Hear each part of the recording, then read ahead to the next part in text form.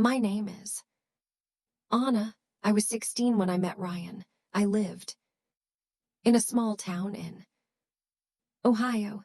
It was a quiet place with tall trees, friendly neighbors, and small shops on every street. I had lived there my whole life. That year, a new boy came to our school. His name was Ryan. Ryan had short black hair and green eyes. He looked shy but kind. He had just moved from another city. His father got a new job at the hospital in town, so their family came to live in Ohio. On his first day at school, I saw him sitting alone in the cafeteria. He looked a little lost, so walked over to him. "Hi, I'm Anna," I said. "Can I sit here?" He looked up and smiled. "Sure," he said. We talked while we ate lunch. I asked him about his old school, what he liked to do, and if he liked it here so far. He told me he missed his friends, but liked how peaceful Ohio was. He said he enjoyed quiet walks, reading, and drawing. I liked those things too. After that day, we started talking more. We walked home together after school. Sometimes we stopped by the small park on Maple Street. There were benches under big trees, and we often sat there to talk. We talked about school, music, our families, and what we wanted to do in the future. Ryan said he wanted to be a writer. I told him I wanted to be a teacher. We laughed a lot. I felt happy whenever I was with him. He always listened to me and remembered small things I said. I had never met anyone like him before. One rainy day, school ended early. I didn't bring an umbrella, so I stood near the door and waited for the rain to stop. Ryan walked over and smiled. "Want a share?" he asked, holding up his umbrella. We walked slowly under the same umbrella. The rain was soft and the streets were quiet. The wind was cool and the sky was gray. I felt my heart beat faster. I looked at Ryan and he looked back at me. We didn't speak much, but it felt special. That weekend, he asked if I wanted to go to a movie with him. I was so excited. I said yes right away. We went to see a funny movie. We shared popcorn and laughed a lot. After the movie, we bought ice cream. I chose vanilla. He chose chocolate. Then we walked near the river. The sun was low and the sky was orange. Ryan reached for my hand. I felt shy, but I held his hand too. I couldn't stop smiling.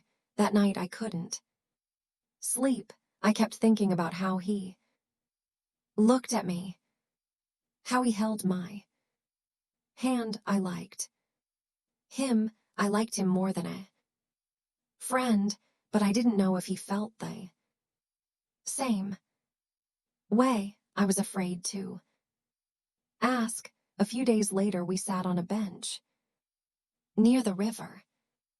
Again, the sun was warm and children were playing nearby. The wind moved through the trees. Ryan was quiet. Then he said, "Anna, I want to tell you something." I looked at him. My heart started to beat faster. "I like you," he said, "not just as a friend. I like you a lot." I felt my face get warm. I smiled. I like you too. Ryan, he looked surprised then. Happy, we both laughed. It felt like a dream. After that day, we became more than friends. Ryan was my boyfriend. He made me feel special every day. At school, we met under the big tree in the morning. After school, we walked home together. We did homework at each other's houses. My mom liked Ryan. She said he was polite and kind. I was glad to hear that. One Saturday, we went to the local market. We bought apples and watched a man play the guitar. Ryan held my hand the whole time. I loved being with him. We made many good memories together.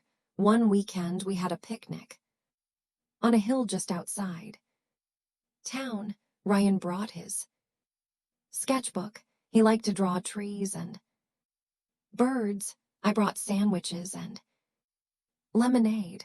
We ate, laughed, and lay in the grass watching the clouds.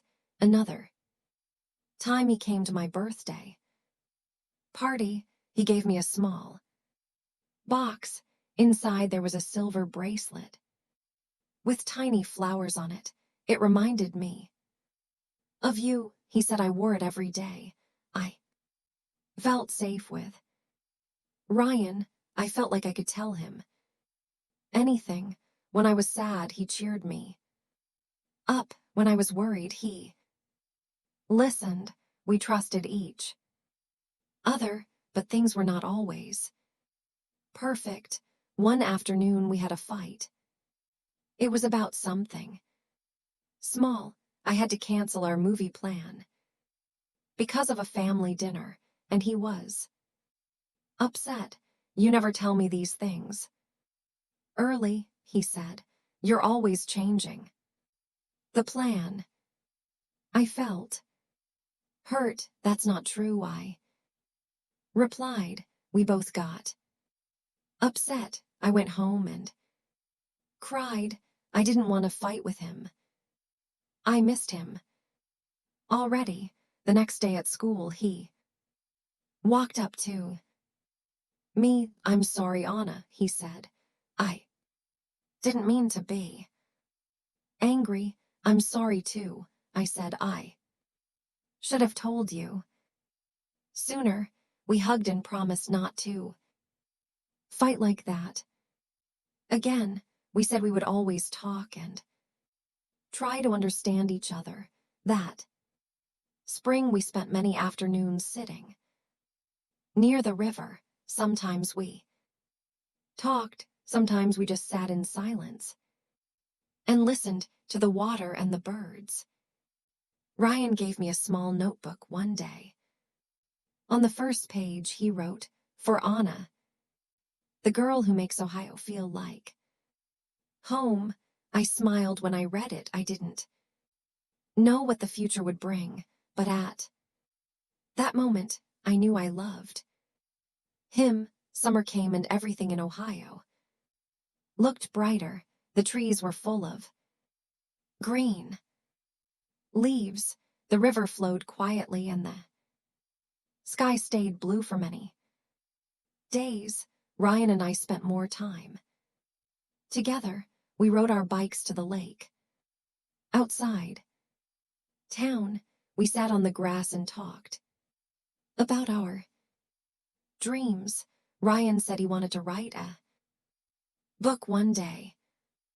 I told him I wanted to help children learn and feel safe at school. We also started keeping a scrapbook. Every time we did something special, we wrote it down and added a photo or a small thing like a ticket or a flower. One page had the movie ticket from our first date. Another page had a dried flower from our picnic. the scrapbook became full of little pieces of our time. Together, I loved looking at it when I missed him. We met every weekend. Sometimes we went to the bookstore near the school. Ryan loved reading. He liked stories about space and people who followed their dreams. I liked books with letters and memories. We sat in the corner of the store and shared stories. It felt like the world was quiet around us. Ryan was not only kind to me, he was also kind to others. He helped his neighbors carry groceries. He smiled at everyone. He cared about animals and sometimes fed the stray cat near the school. Watching him made me feel proud. One evening in July, we went to the county fair.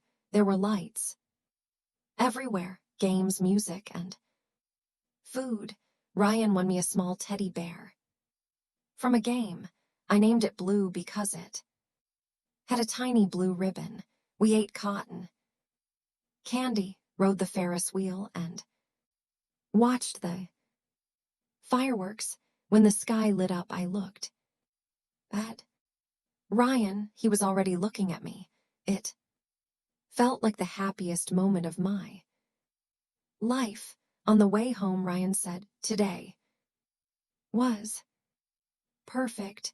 It really was, I said. I'll never forget it. Things stayed good for a while. We started high school in September. It was a little harder than middle school, but we studied together and helped each other. Ryan was good at writing. I was better at math. We made a good team. One rainy afternoon, Ryan surprised me with a small gift. It was a heart-shaped keychain with a tiny photo of us inside.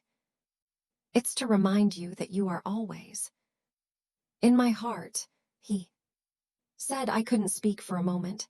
I hugged him tightly. "I love you, Ryan," I said softly. "I love you too, Anna," he replied. I felt warm and full inside. I knew we were young, but my love for Ryan was real. Then one day something changed. Ryan came to me after school. He looked worried. "Can we talk?" he asked. We walked to the river. The wind was cool. The leaves moved slowly in the trees. Ryan was quiet for a while, then he spoke. "My dad got a new job. He said it's in another city. We have to move at the end of the month." I felt like everything around me stopped. I didn't say anything. I just looked at him. "I don't want to leave," he said, "but I have no choice." Tears came to my eyes. "What will happen to us?" Ryan held my hands. "I don't know, but I want to stay in touch. I'll write to you. We can talk on the phone. I'll come visit when I can." I tried to smile, but it was hard. My heart felt heavy. The next few weeks were hard. We tried to enjoy the time we had. We went to all our favorite places: the river bench, the bookstore, the park with the swings. We talked, laughed, and sometimes cried. I gave him a photo of us, the one from the fair, and wrote a note on the back: "No matter where you are, you're in my heart." On his last day, we stood outside his house. Boxes were everywhere. His parents were busy. We hugged for a long time. promise me something, I said. Don't forget, I promise, he whispered. I'll always remember. He got in the car and waved. I waved back, trying not to cry. As the car drove away, I held the kitchen he gave me. It was all I could do. After Ryan left, I felt empty. The days felt longer. I missed walking home with him. I missed his smile and his laugh. Everything reminded me of him. The bench at school, the park, the books we read. But Ryan kept his promise. He wrote letters every week. I got one. He told me about his new school, his new home, and the people he met. I wrote back. I told him about school, my family, and how I missed him. Sometimes we talked on the phone, even if it was only for a few minutes. I still wore the bracelet he gave me. I still kept the scrapbook and added pages with letters and little drawings. It made me feel close to him, but over time things changed. School got busier. Ryan started writing less. Some weeks no letter came. When I asked him, he said he was tired and had too much schoolwork. I understood, but it still made me sad. I tried to stay strong. I focused on my studies. I spent more time with my family and friends, but at night I often sat with the scrapbook and read old letters. I missed him more than I could say. One evening I got a phone call from Ryan. His voice sounded different, quiet and serious. Anna, he said, we need to talk. My heart dropped. I still care about you, he said, but I feel like we are growing apart. I don't want to hurt you, but I think it's better if we let go. I didn't speak. I just listened. I will always be thankful for you, he said. You were my first love. I said, I'll always love you, Ryan. That night I cried. My heart felt broken. It was like a piece of me had gone missing, but deep down I knew he was right. We had changed. Life had changed. We couldn't hold on to something that wasn't the same anymore. The days after that phone call felt heavy. I kept thinking about Ryan, his smile, his voice, the way he used to laugh at my silly jokes. I looked at the scrapbook and the bracelet he gave me. They made me cry, but they also made me smile. I didn't want to forget our love. I just had to learn how to live without it. I started doing small things to help myself feel better. I joined a book club at school. I started helping my younger brother with his homework. I spent more time with my mom in the kitchen. I even went back to the river bench one afternoon and sat there quietly, just like Ryan and I used to do. One day I took the scrapbook and placed it gently in a box. I put the box under my bed. I wasn't throwing it away. I just needed to give my heart space to heal. Time passed. It was not fast and it was not easy, but slowly I began to feel okay. I smiled more. I started enjoying my walks again. I laughed with my Friends, I focused on my dream of becoming a teacher. I knew Ryan would have wanted me to keep going. A year later, I got into a college not far from home. It was a small school in Ohio with green lawns, quiet halls, and kind teachers. I moved into the dorms and made new friends. I joined a student group for people who wanted to work with children. Life was moving again, and I was part of it. One afternoon, I was sitting outside the library reading a book. A voice said, "Is this seat taken?" I looked up and saw a boy around my age with brown hair and soft eyes. I shook my head. "No, it's free." His name was James. He was studying to become a nurse. We started talking first just about school and classes, but later about books, favorite foods, and silly childhood stories. He made me laugh. He listened when I talked. He didn't try to be perfect. He was just kind and honest. We became friends.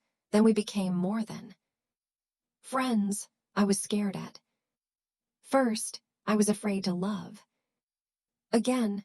I didn't want to feel that kind of pain again. I didn't want to lose someone the way I lost Ryan. But James was patient. He never rushed me. He never pushed me. He just stayed. One evening, I told him everything about Ryan. I told him how we met, how much we loved each other, and how we had to let go.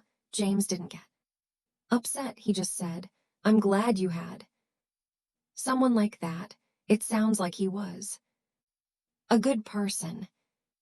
I looked at him, surprised. "You're not jealous?" He smiled. "No, you're here now. You chose to tell me. That means something." That night I realized something. My heart had space for new love. It didn't mean I forgot my first love. It meant I had grown. My heart had healed. It had made room. James and I spent many days together, walking around campus, studying in the library, going to small coffee shops. He made me feel happy. Again, he made me feel safe. It wasn't the same kind of love I had with Ryan. It was different, but just as real. One winter morning, I got a letter in the mail. It was in handwriting hadn't seen in a long time. My hands shook as I opened it. It was from Ryan. He wrote, "Dear Anna, I hope you're doing well. I've thought about writing to you many times. I wanted to say thank you. Thank you for loving me when I was new, scared, and lost. Thank you for being my first love. I hope life is treating you kindly. You will always be a special part of my story. I will always remember you. Take care. Love, Ryan." Tears filled my eyes, but I was smiling. I held the letter for a moment, then placed it in the same box where I kept our scrapbook. I felt peace.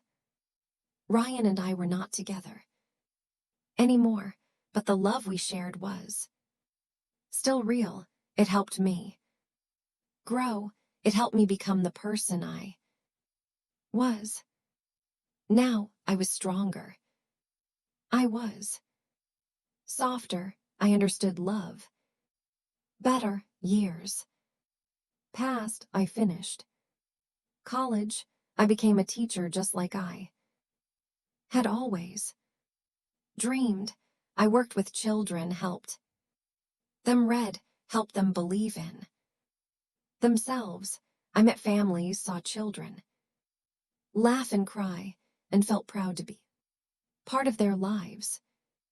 James and I stayed together. He became nurse. He helped people every day. We moved into a small house in a quiet neighborhood. We planted flowers in the front yard. We had dinner together every night. We made our own scrapbook full of new memories, new moments, and new dreams. Sometimes when I sat quietly in the evening, I still thought of Ryan. I thought of the river bench, the county fair, the scrapbook, and the keychain with our picture. I didn't cry anymore. I smiled because I knew something true. First love never leaves us. It stays in our hearts like a gentle song. It reminds us of who we were, who we loved, and how we felt. I was grateful for my first love.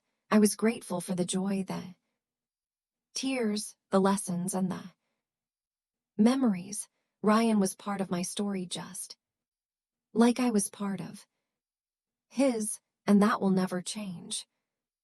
Love is a beautiful thing. It makes us smile. It makes us cry. It helps us grow. It teaches us how strong the heart can be. My heart had been broken, but it had healed. My heart had learned to love again. And that, I believe, is the most beautiful part of